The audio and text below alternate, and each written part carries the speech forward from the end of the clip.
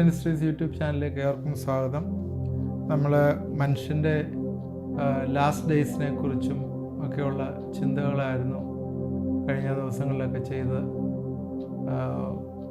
വിശ്വാസത്തിൽ മരിക്കുക എന്നുള്ള ആ വലിയ ഒരു കൺസെപ്റ്റ് വെച്ചാണ് നമ്മൾ ഇത് ചിന്തിക്കുന്നത്.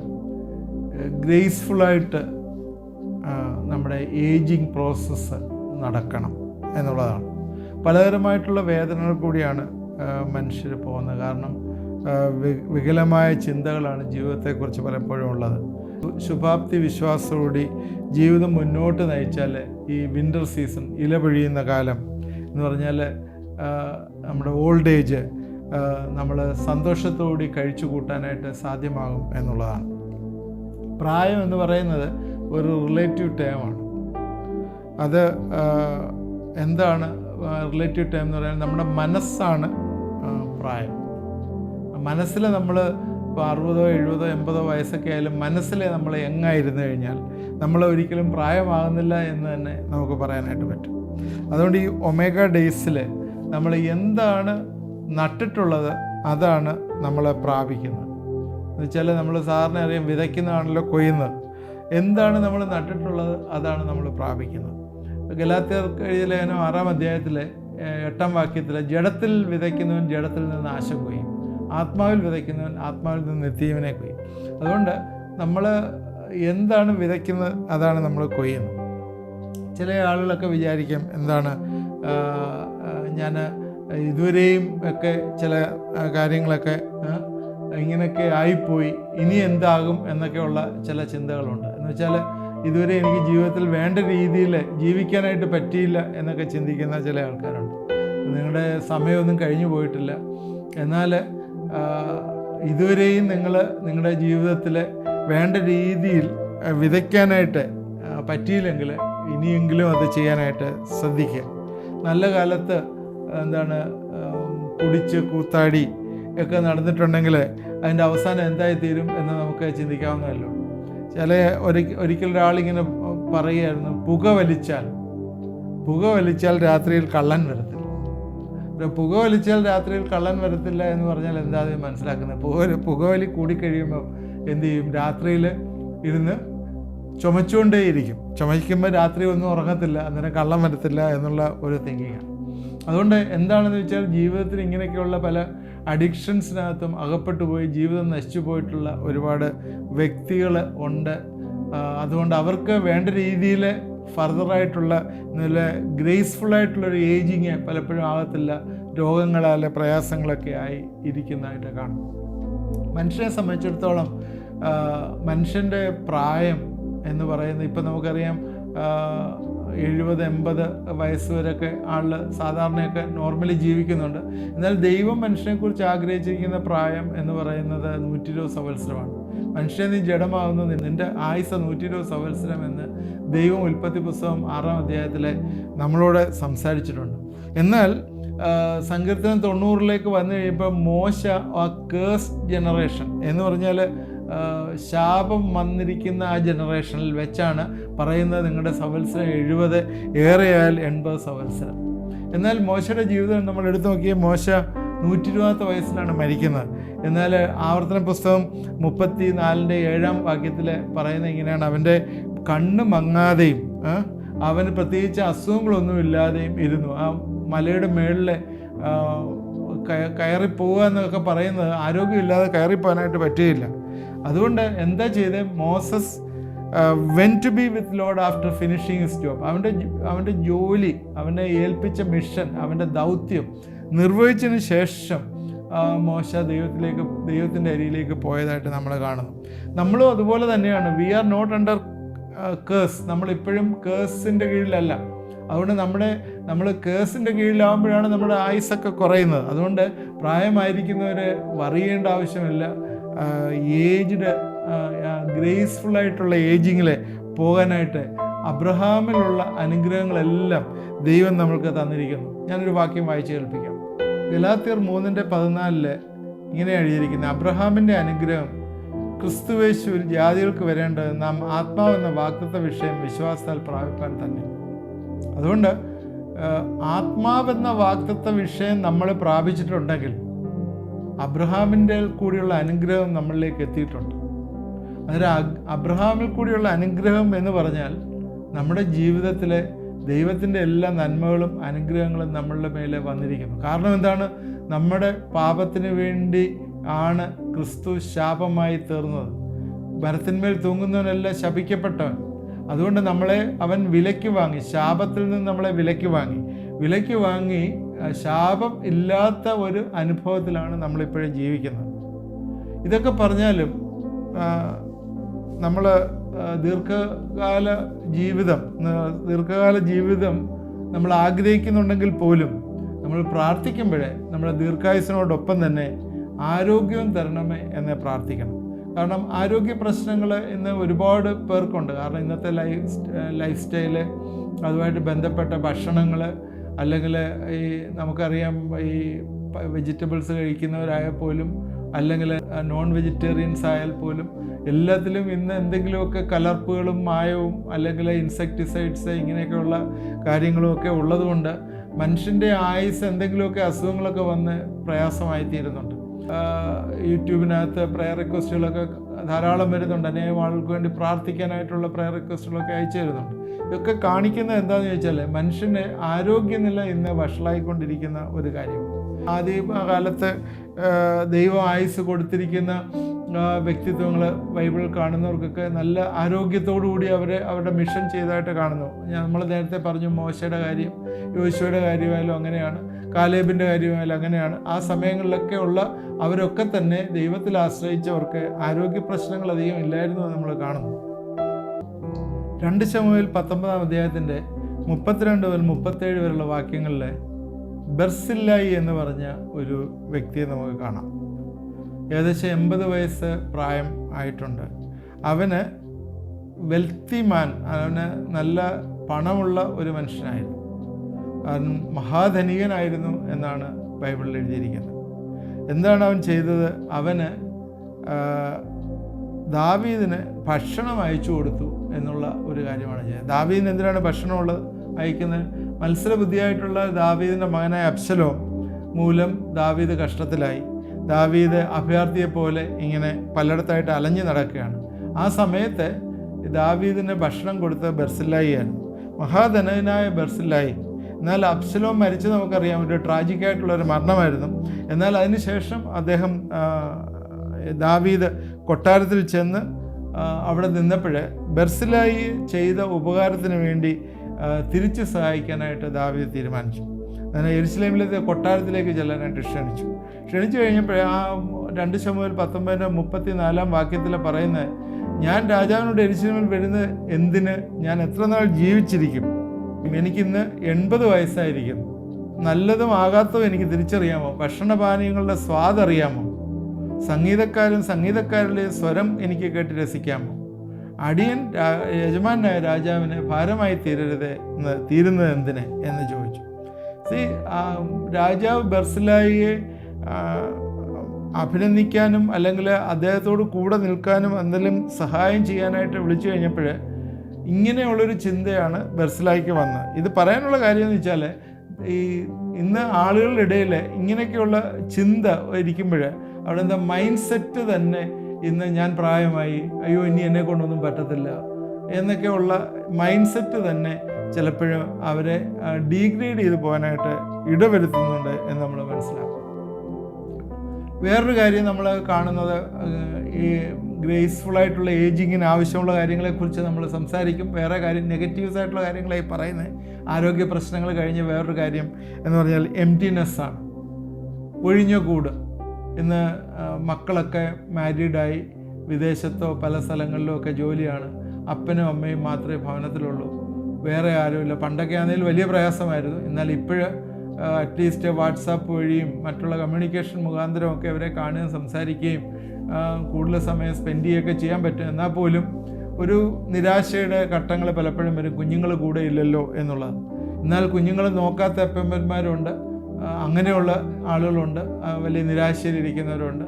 അതുമല്ല, ചില ആളുകൾ എനിക്കിനിയും എങ്ങനെയാണ് മുമ്പോട്ട് പോകുന്നത്, എന്നെ സഹായിക്കാൻ ആളില്ല എന്ന് വിചാരിച്ചിട്ട് അവർ വീടൊക്കെ വാടകയ്ക്ക് കൊടുക്കുകയോ അല്ലെങ്കിൽ വിൽക്കുകയൊക്കെ ചെയ്തിട്ട് ഓൾഡ് ഏജ് ഹോമിലൊക്കെ പോയി താമസിക്കുന്ന, അങ്ങനെ ഇപ്പം ഹൈ എൻഡ് ആയിട്ടുള്ള ഓൾഡ് ഏജ് ഹോംസൊക്കെ ഉണ്ടല്ലോ, അവിടെയൊക്കെ പോയി താമസിക്കുന്നു എന്നുള്ളത്. ചില മക്കൾ സ്ഥലത്തില്ലാത്തതുകൊണ്ട് കൂട് കാലിയായിരിക്കുമ്പോഴേ നിരാശ വന്ന് കയറുന്ന ചില സാഹചര്യങ്ങൾ.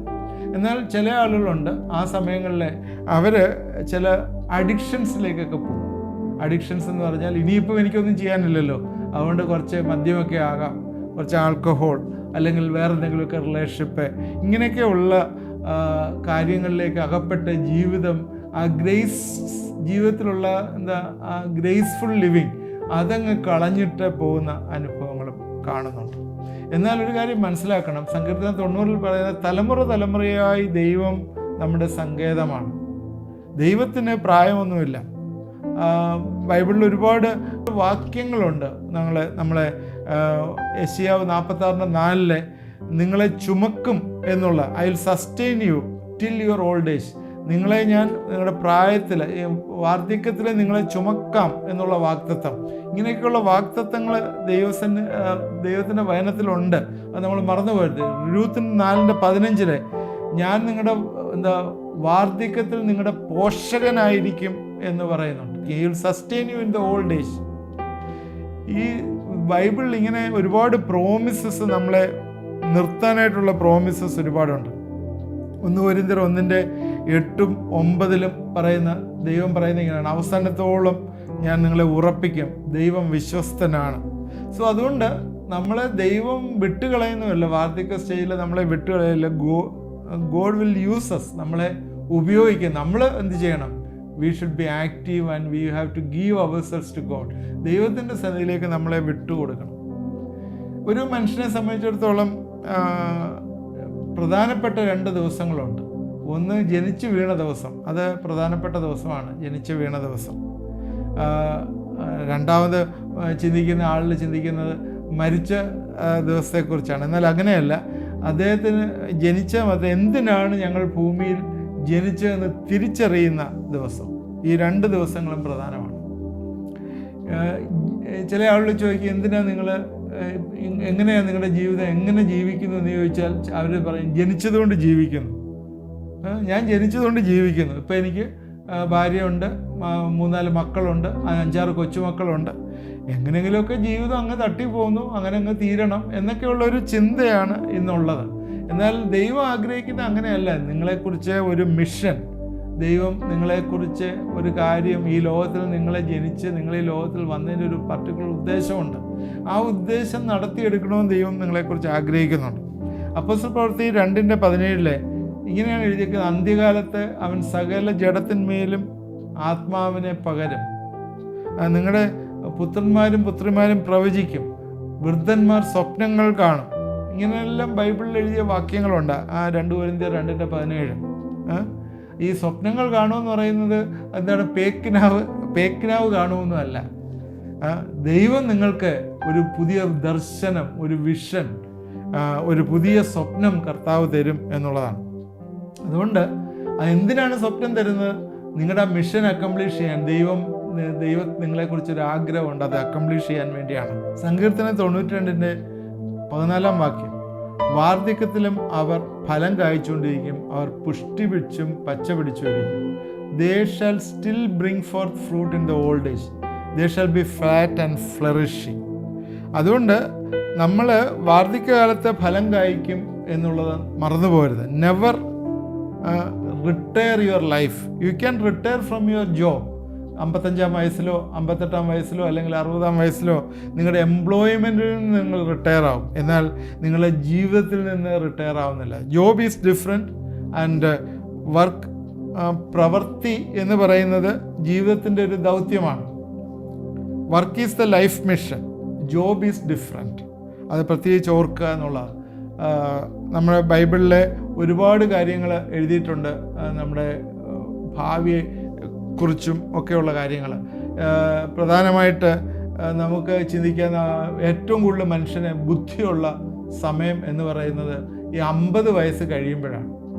അതിനു മുമ്പ് ബുദ്ധിയില്ലേന്ന് ചോദിച്ചാൽ ബുദ്ധിയൊക്കെ ഉണ്ട്, എന്നാൽ ഏറ്റവും കൂടുതൽ ചിന്തിക്കുകയും തീരുമാനങ്ങൾ എടുക്കുകയൊക്കെ ചെയ്യാൻ പറ്റുന്ന ബെസ്റ്റ് പീരീഡ് 50 to 80 years, 50 തൊട്ട് 80 വയസ്സ് വരെയുള്ള സമയങ്ങളിലാണെന്ന് ശാസ്ത്രം പല രീതിയിലുള്ള അനാലിസിസും സർവേ ഒക്കെ നടത്തി തെളിയിച്ചിട്ടുണ്ട്.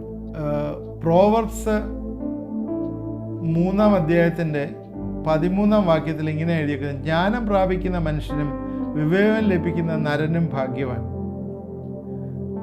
ജ്ഞാനത്തെക്കുറിച്ചാണ് പറയുന്നത്. അതായത് ജ്ഞാനത്തെക്കുറിച്ച് പിന്നെ ഇങ്ങനെ പറയുന്നുണ്ട്: അതിൻ്റെ വലം കൈയിൽ ദീർഘായുസ്സും ഇടം കൈയിൽ ധനവും മാനവും ഇരിക്കുന്നു. വലം കൈയിൽ ദീർഘായുസ് തന്നിരിക്കുകയാണ്. So long life is on a right hand. വലം കൈയിൽ ദീർഘായുസ്. എന്തിൻ്റെ വലം കൈയിലാണ് ഇരിക്കുന്നത്? വിസ്ഡത്തിൻ്റെ. അന്നേരം നിങ്ങൾക്ക് വിസ്ഡം ഉണ്ടെങ്കിൽ അതിനോടൊപ്പം തന്നെ ദൈവം നിങ്ങൾക്ക് ദീർഘായുസ് പ്രോമിസ് ചെയ്തിരിക്കുകയാണ്. എന്താണ് ശരിക്കും വിസ്ഡം എന്ന് പറയുന്നത്? ഈ കർത്താവിനെ കുറിച്ചുള്ള പരിജ്ഞാനത്തിൽ നിറയുന്നത്. The word of God is the wisdom. Word of God is the wisdom. Christ is the wisdom of God. യേശുവാണ് ദൈവത്തിൻ്റേതായിട്ടുള്ള, ദൈവം നമുക്ക് തന്നിരിക്കുന്ന വിസ്ഡം എന്ന് പറയുന്നത്. 1 കൊരിന്ത്യർ 1:4-5 വാക്യങ്ങൾ അതിനകത്ത് പ്രത്യേകം പറയുന്നുണ്ട്. കർത്താവിൻ്റെ പരിജ്ഞാനത്തിൽ നിങ്ങൾ നിറയുക എന്നുള്ളത്, കർത്താവിൻ്റെ വെളിച്ചത്തിൽ നിങ്ങൾ നിറയുക എന്നുള്ളത് പ്രത്യേകം പറയുന്നുണ്ട്. അതുകൊണ്ട് നമ്മൾ ഈ പ്രായത്തിലേക്ക് കടന്നു പോകുന്ന സമയങ്ങളിൽ നമ്മൾ ജീവിതം വെറുതെ നശിപ്പിച്ച് കളയാനുള്ളതല്ല എന്നുള്ളത് നമ്മൾ പ്രത്യേകം ശ്രദ്ധിക്കുക. അതുകൊണ്ട് നമ്മൾ എന്താ ചെയ്യേണ്ടത്? We should live in the fear of the Lord. സദൃശവാക്യം 10:27 ഇപ്രകാരം എഴുതിയിട്ടുണ്ട്: യഹോവഭക്തിയെ ആയുസ്സിനെ ദീർഘമാക്കുന്നു, ദുഷ്ടന്മാരുടെ സംവത്സരങ്ങളോ കുറഞ്ഞു പോകും. അതുകൊണ്ട് ദൈവത്തിൻ്റെ ഫിയറിൽ ജീവിക്കുന്നത്, ദൈവത്തിൻ്റെ ഫിയർ എന്ന് പറയുന്നത് ഭക്തി, അതാണ് ഉദ്ദേശിക്കുന്നത്. അല്ലാതെ പേടിച്ച് ജീവിക്കുകയല്ല, ഭക്തിയിൽ, യഹോവ ഭക്തിയിൽ നമ്മൾ ജീവിക്കുന്നത് നമ്മുടെ ആയുസ്സിനെ ദീർഘമാക്കും. കാലേബിനെ നമുക്കറിയാം, 85-ാമത്തെ വയസ്സിലാണ് പിടിച്ചടക്കാൻ പോയത്. 85-ാം വയസ്സിലും ആരോഗ്യത്തോടെ കനാൻ ദേശത്തെ ഉറ്റുനോക്കാനും അത് നമ്മൾ ഏറ്റെടുക്കുമെന്ന് പറയുകയും ചെയ്യാനായിട്ടുള്ള ധൈര്യം കാലേബിനുണ്ടായിരുന്നു. അതുകൊണ്ട് ദൈവം നമ്മളോട് കൂടെ ഉണ്ടെങ്കിൽ നമ്മൾ ഏത് പ്രായത്തിലും നമുക്ക് ഫലം കായ്ക്കാൻ പറ്റും എന്ന് നമ്മൾ മറന്നു പോകരുത്. ദൈവം നമ്മളോട് കൂടെ ഉണ്ടെങ്കിൽ ഏത് സമയത്തും നമുക്ക് ഫലം കായ്ക്കാൻ പറ്റും. ഞാൻ എൻ്റെ സമയം ഇവിടെ അവസാനിച്ചുകൊണ്ട് ഞാനിത് നിർത്തുകയാണ്.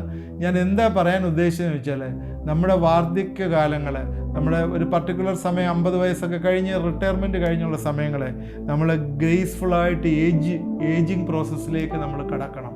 അവിടെ പ്രധാനപ്പെട്ട കാര്യം യേശുക്രിസ്തു നമ്മളെ പഠിപ്പിച്ച കാര്യങ്ങൾ, ആ വിസ്ഡത്തിൽ, ആ ഫിയർ ഓഫ് ദ ലോർഡിൽ നമ്മൾ ജീവിക്കുകയും നമ്മളെ ഫലം കായ്ക്കുകയും ചെയ്യണം. യേശുക്രിസ്തു 31 വയസ്സിൽ മരിച്ചു.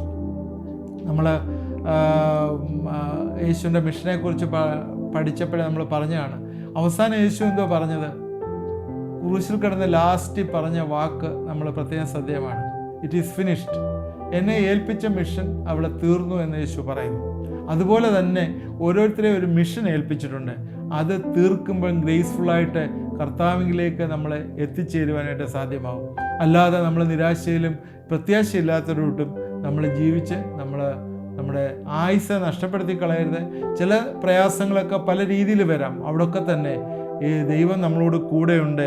ഗോഡ് ഈസ് വിത്ത് യു എന്നുള്ള ചിന്ത, ഗോഡ് ഈസ് വിത്ത് അസ് എന്നുള്ള വലിയ ചിന്ത നമ്മളെ ഭരിക്കട്ടെ. കൂരിൻ്റെ താഴ്വരയിൽ കൂടി കടന്നു പോയാലും ഞാനൊരു അനർത്ഥവും ഭയപ്പെടുകയില്ല, നീ എന്നോടുകൂടെ ഇരിക്കുന്നുവല്ലോ, നിൻ്റെ വടിയും കോലും എന്നെ ആശ്വസിപ്പിക്കും എന്നുള്ള ധൈര്യത്തിലും, അതുപോലെ തന്നെ നമ്മൾ നന്മയും കരുണയും ആയുഷ്കാലമൊക്കെയും എന്നെ പിന്തുടരും, ഞാൻ യഹോവയുടെ ആലയത്തിൽ ദീർഘകാലം വസിക്കും എന്നുള്ള വലിയ പ്രത്യാശയിൽ നമുക്ക് ജീവിക്കാൻ ദൈവം കൃപ തരട്ടെ. നമുക്ക് പ്രാർത്ഥിക്കാം.